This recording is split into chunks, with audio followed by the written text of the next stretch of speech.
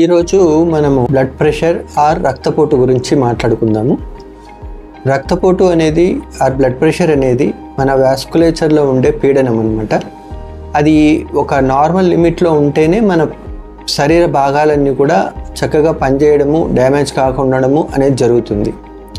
ఈ రక్తపోటు కానీ ఈ బ్లడ్ ప్రెషర్ అనేది లిమిట్ అంటే ఒక నార్మల్ లిమిట్ కన్నా హైగా ఉన్నప్పుడు బ్రెయిను, కిడ్నీ, హార్ట్ అనేవి మెయిన్గా దెబ్బతినడం అనేది జరుగుతుంది. రక్తనాళాలు కూడా దెబ్బతింటూ వస్తాయి. నార్మల్గా 140/90 బిలో మెయింటైన్ చేయడం అనేది ఎంతైనా ఆవశ్యకతగా ఉంటుంది.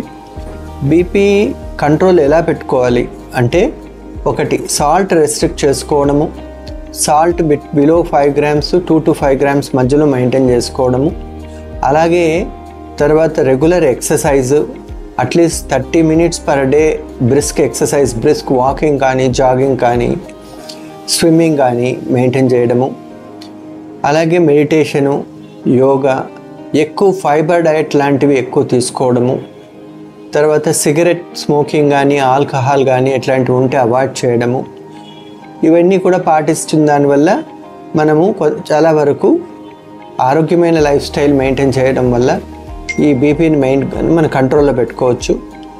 ఈ అన్ని ఆరోగ్యపు అలవాట్లు మట్టుకున్నా కూడా 10 to 15 points వరకే మనం తగ్గించగలుగుతాము. సో హై బీపీ దానికంటే ఎక్కువ బీపీ కంట్రోల్కి రానప్పుడు తప్పనిసరిగా మందులు డాక్టర్ని సంప్రదించి వేసుకోవాల్సిన అవసరం ఉంటుంది.